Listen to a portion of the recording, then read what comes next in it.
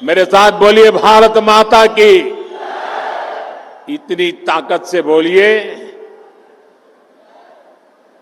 कि नफरत की दुकान के सारे बोर्ड उखड़ करके रह जाए। ये बयान नरेंद्र मोदी का है, लेकिन मोदी के इस बयान से साफ समझ में आ रहा है कि उन पर कांग्रेस सांसद राहुल गांधी का दबाव है। यानी अब मोदी भी राहुल गांधी के दबाव में आ गए हैं। राहुल गांधी पिछले महीने ही कश्मीर आए थे। यहां उन्होंने कांग्रेस कार्यकर्ताओं से कहा था कि इस बार नरेंद्र मोदी की सरकार कांग्रेस के कार्यकर्ता चलाएंगे, और राहुल गांधी की वो बातें सच होती हुई अब दिखाई दे रही हैं।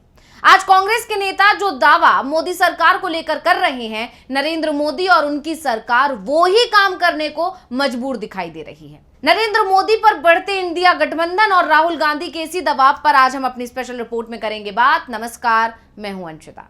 जम्मू कश्मीर में विधानसभा चुनाव के पहले चरण का प्रचार खत्म होने से ठीक 2 दिन पहले नरेंद्र मोदी की डोडा में रैली हुई। हालांकि अभी तक पीएम मोदी गायब नजर आ रहे थे, तो इस पर भी तमाम सवाल खड़े हो रहे थे कि अब पीएम मोदी कहां हैं, क्योंकि जहां भी चुनाव होते हैं सबसे ज्यादा रैलियां पीएम मोदी की होती हैं। लेकिन इस बार ऐसा नजर नहीं आया, और इसके बाद से जानकार ये भी दावा कर रहे हैं कि शायद बीजेपी ये मानकर चल रही है कि इस बार उसका जीतना मुश्किल है। खैर, पीएम मोदी अब डोडा में रैली करने पहुंचे और उन्होंने वहां पर जो भाषण दिया उससे उनके अब समर्थक भी हैरान दिखाई दिए।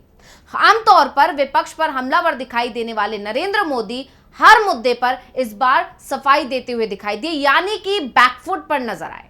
चाहे राहुल गांधी के सवाल हो, या फिर मल्लिकार्जुन खड़गे के, या फिर विपक्ष के किसी दूसरे नेता के, मोदी सफाई तो दे रहे थे, लेकिन इस सफाई में वो खुद ही घिरते हुए भी नजर आए थे। सबसे बड़ी बात तो ये कि अब प्रधानमंत्री को संविधान की बात करनी पड़ रही है। दरअसल राहुल गांधी ने लोकसभा चुनाव में संविधान बचाने की लड़ाई शुरू की थी, क्योंकि नरेंद्र मोदी ने जब 400 पार का नारा दिया था तो उसके बाद बीजेपी के तमाम नेता बोलने लगे थे कि 400 सीटें मिलने के बाद मोदी की सरकार संविधान बदल देगी, और अगर संविधान में बदलाव चाहिए तो 400 पार होना बीजेपी के लिए बेहद जरूरी है। इस तरह के बयान बीजेपी के नेताओं की तरफ से दिए गए थे, और इसी का नुकसान कहीं ना कहीं बीजेपी को हो गया। लेकिन राहुल गांधी और इंडिया गठबंधन ने बीजेपी के हिस्से हार लिख दी थी। वो तो सहयोगियों की मदद से नरेंद्र मोदी किसी तरह से सरकार बना ले गए। अगर 20 सीटें और कम हो जाती, या फिर जो विपक्ष दावा कर रहा है कि 70 से ज्यादा सीटें ऐसी हैं जिन पर हेरा फेरी हुई है, अगर वो हेरा फेरी नहीं हुई होती तो सत्ता में एनडीए नहीं इंडिया होता। डोडा में नरेंद्र मोदी ने राहुल गांधी का जिक्र तो नहीं किया, नाम तक नहीं लिया, लेकिन उन पर हमला बोलने की कोशिश जरूर की। पीएम ने कहा कि वो नफरत की दुकान पर मोहब्बत की दुकान का बोर्ड लगाकर लोगों को धोखा देते हैं। अब पीएम के बयान पर राहुल गांधी का दबाव साफ साफ दिखाई दे रहा है। शायद ये पहली बार होगा जब नरेंद्र मोदी नफरत के खिलाफ बोलते हुए दिख रहे हैं। नहीं तो इससे पहले जब भी पीएम मोदी ने बयान दिया है तो शमशान और कब्रिस्तान की बातें खुले मंच से करते दिखाई दिए हैं। नफरत फैलाने वालों को कपड़ों से पहचान लेते थे, इस तरह के बयान वो देते आए हैं, लेकिन अब वो नफरत के बोर्ड उखाड़ने की बातें कर रहे हैं। वैसे पीएम मोदी ने सिर्फ नफरत का बोर्ड उखाड़ने की ही बात नहीं की, बल्कि बीजेपी को संविधान का रक्षक तक बता दिया और विपक्ष को बता दिया संविधान का विरोधी। पीएम ने कहा कि आजकल ये लोग संविधान को अपनी जेब में रखते हैं। संविधान की किताब कोई सामान नहीं है, ये दिखावा अपने काले कारनामों को छिपाने के लिए किया जा रहा है। यानी साफ है कि पीएम का इशारा सीधे राहुल गांधी की तरफ ही था। पीएम मोदी ने अपने भाषण में जिस तरह से राहुल गांधी पर हमला करने की कोशिश की, उससे एक बात तो साफ हो गई कि पीएम मोदी राहुल गांधी से डरे हुए हैं। इसलिए जम्मू कश्मीर में भी उनके निशाने पर सबसे ज्यादा राहुल गांधी ही रहे। वैसे पीएम मोदी ने कभी बीजेपी के साथ गठबंधन करने वाले दल नेशनल कॉन्फ्रेंस और पीडीपी पर भी हमला बोल दिया था। पीडीपी के साथ तो बीजेपी ने तब गठबंधन किया था जब नरेंद्र मोदी प्रधानमंत्री बन चुके थे। कांग्रेस, पीडीपी और नेशनल कॉन्फ्रेंस को परिवारवादी पार्टी बताते हुए पीएम मोदी ने कश्मीर की दुर्दशा के लिए भी इन्हीं तीनों को जिम्मेदार बता दिया।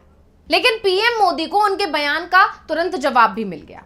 इधर पीएम मोदी ने जो है पीडीपी पर निशाना साधा, एनसी पर निशाना साधा। उधर नेशनल कॉन्फ्रेंस के नेता और पूर्व सीएम उमर अब्दुल्ला का बयान आ गया। उन्होंने कहा, बीजेपी को इन फैमिलीज में से किसी की मदद की जरूरत थी, तब हम बर्बादी के जिम्मेदार नहीं थे। पीडीपी के साथ तो बीजेपी का जम्मू कश्मीर में रिश्ता था, तब उनको पीडीपी में कोई खराबी नजर नहीं आई।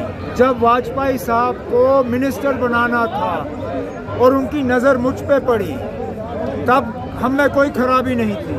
कल को अगर बीजेपी के नंबर कम पड़े और पीडीपी ने उनको दोबारा मदद करने का फैसला किया, उनको पीडीपी में कोई खराबी नजर नहीं आएगी। दरअसल बीजेपी ने 2015 में पीडीपी के साथ मिलकर सरकार बनाई थी, जबकि दावा तो यहां तक किया जाता है कि बीजेपी ने पहले नेशनल कॉन्फ्रेंस के साथ मिलकर सरकार बनाने की कोशिश की थी, लेकिन उमर अब्दुल्ला ने नरेंद्र मोदी के नेतृत्व वाली बीजेपी के साथ सरकार बनाने से साफ साफ इनकार कर दिया था। उमर अब्दुल्ला के साथ कांग्रेस ने भी पीएम मोदी को घेरा। वैसे पीएम मोदी ने खड़गे के बयान पर भी पलटवार करने की कोशिश की, तो पहले ये देख लेते हैं कि खड़गे ने कहा क्या था। पहले तो बोलते थे 400 बार, इस बार 400 बार। कहां गए भाई तेरे 400 बार? 240 पे आया। अगर हम सिर्फ 20 सीट लेते तो ये सब लोग जेल में रहते थे, ये सब लोग जेल में रहते थे और रहने के काबिल है। तो खड़गे के इसी बयान पर पीएम मोदी ने मल्लिकार्जुन का नाम लेते हुए कहा कि कांग्रेस अध्यक्ष ने क्या कहा कि अगर 20 सीटें ज्यादा आती तो मोदी समेत सारे नेता जेल में होते। नेताओं को जेल भेजने के लिए सरकार बनानी है या लोगों का भला करने के लिए? वैसे सरकार क्या काम कर रही है, इस पर कांग्रेस प्रवक्ता सुप्रिया श्रीनेत का भी बयान आ गया। उन्होंने कहा कि जम्मू कश्मीर में पिछले 10 साल में हर चीज के दाम बढ़े हैं। बेरोजगारी के मामले में जम्मू कश्मीर देश में नंबर 2 पर है। 65% सरकारी पद खाली पड़े हैं। बिजली पानी की किल्लत है, हर जगह भ्रष्टाचार है और कई सारे आरोप पूर्व गवर्नर सत्यपाल मलिक तक ने लगाए। जम्मू कश्मीर में शांति अमन के बड़े बड़े दावे किए गए, लेकिन सच्चाई ये है कि ऐसी डींगे हाँकने वाले 2024 में कई जगहों पर चुनाव तक नहीं लड़ सके। तो विपक्ष ने जिस तरह से पीएम मोदी की घेराबंदी की है, उसका असर डोडा में पीएम मोदी के भाषण पर साफ दिखाई दिया है। यानी साफ है कि पीएम मोदी और पूरी बीजेपी कहीं ना कहीं इंडिया गठबंधन और खास तौर पर राहुल गांधी के दबाव में नजर आ रही है। और यह भी साफ है कि राहुल गांधी बहुत आगे निकल चुके हैं और उनकी रणनीति कहीं ना कहीं बीजेपी को परेशान कर रही है। यहां तक कि जानकार तो यह भी दावा कर रहे हैं कि बीजेपी के लिए अब समझना मुश्किल हो गया है कि राहुल गांधी का अगला मूव क्या हो सकता है, और इसी वजह से बीजेपी बेहद परेशान नजर आ रही है और ये चीज उसको चुनावों में भी नुकसान पहुंचा सकती है, क्योंकि अब बीजेपी सिर्फ इसी में लगी हुई है कि वो कांग्रेस को कैसे पछाड़े और राहुल गांधी के बयानों का या उनके अटैक का जवाब किस तरह दे। और बीजेपी इसी में उलझ कर रह गई है, या ये भी कह सकते हैं कि बीजेपी अब इंडिया गठबंधन और राहुल गांधी के चक्रव्यूह में फंसकर रह गई है। तो इस रिपोर्ट को लेकर आपका क्या कहना है, हमें कमेंट करके अपनी राय जरूर दीजिएगा। इसी के साथ मुझे दीजिए इजाजत। देखते रहिए डीवी लाइव। नमस्कार।